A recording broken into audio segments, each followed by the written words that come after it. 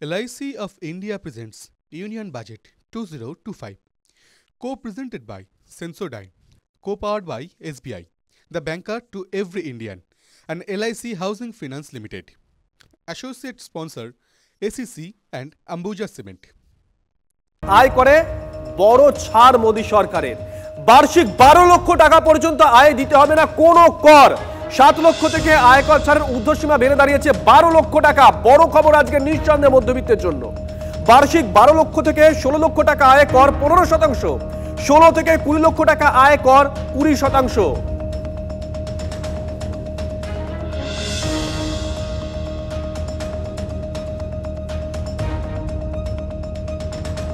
of our government's trust on the middle class taxpayers, I am now happy to announce that there will be no income tax payable up to income of 12 lakh rupees.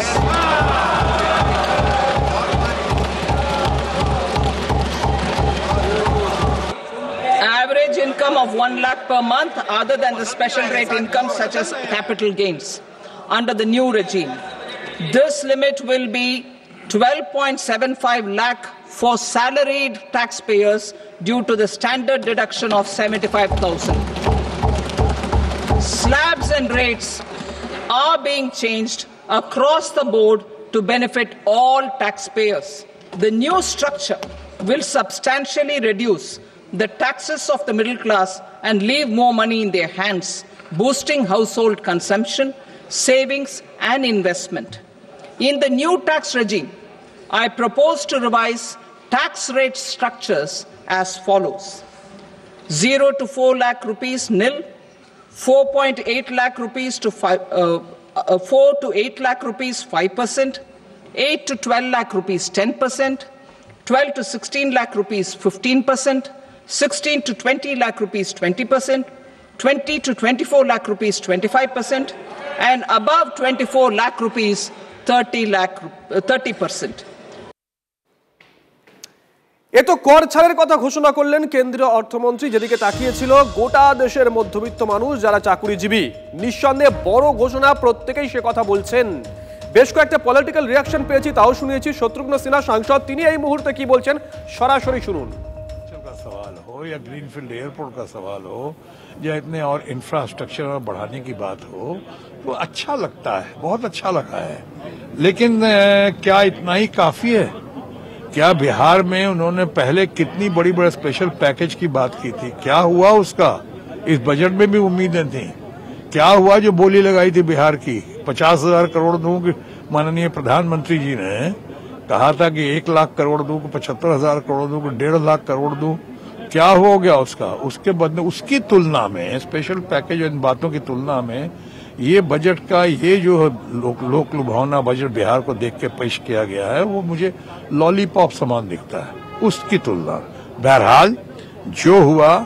Something is better than nothing हम उसकी सराहना करते हैं बिहार के context में अब रही बात सैलरीड क्लास को अच्छा है जानते सैलरीड क्लास को वोट ये देने का मतलब है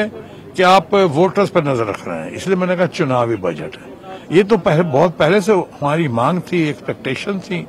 कि सैलरी क्लास को बढ़ना चाहिए वहां पे वो 5 लाख और 7 लाख और 10 लाख हम लोग तो कह ही रहे थे 15 लाख कम से कम होना चाहिए चलो 12 लाख हुआ हम उसकी प्रशंसा करते हैं सीतारामन जी की भी और प्राइम मिनिस्टर ऑफिस की पीएमओ की जिसने ये बजट बनाया है prime minister honourable prime minister Narendra Modi के गाइडेंस में हम उसकी तारीफ करते हैं लेकिन बिहार के मामले में आप कहें तो थोड़ा डिटेल्स देना बहुत जगह नहीं डिटेल्स दिया गया वहां डिटेल्स नहीं दिया गया सैलरीड क्लास के मामले में सैलरीड क्लास तो वाकई सबसे ज्यादा सफरिंग या सबसे ज्यादा कंज्यूमर्स या सबसे ज्यादा जो कंट्रीब्यूशन अगर देश के ग्रोथ में आता है तो वो सैलरीड क्लास का आता है এদিকে ক্যান্সার সহ 36টি জীবনদায়ী ওষুধে কর ছাড়ের ঘোষণা নির্মলা সীতারামনের এর ফলে ওইসব ওষুধের দাম কমতে চলেছে কমছে সার্জিক্যাল সরঞ্জামের দামও কমছে লিথিয়াম ব্যাটারি মোবাইল ফোনের দাম ইভি গাড়ির দামও কমছে খুব পরিষ্কার ইভি ভেহিকেলের ক্ষেত্রে আরো বেশি উৎসাহ দিতে চাইছে কেন্দ্রীয় সরকার To provide relief to patients, particularly those suffering from cancer, rare diseases and other severe chronic diseases, I propose to add 36 life-saving drugs and medicines to the list of medicines fully exempted from basic custom duty.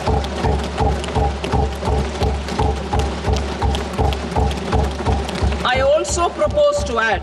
6 life-saving medicines to the list attracting concessional custom duty of 5%. Full exemption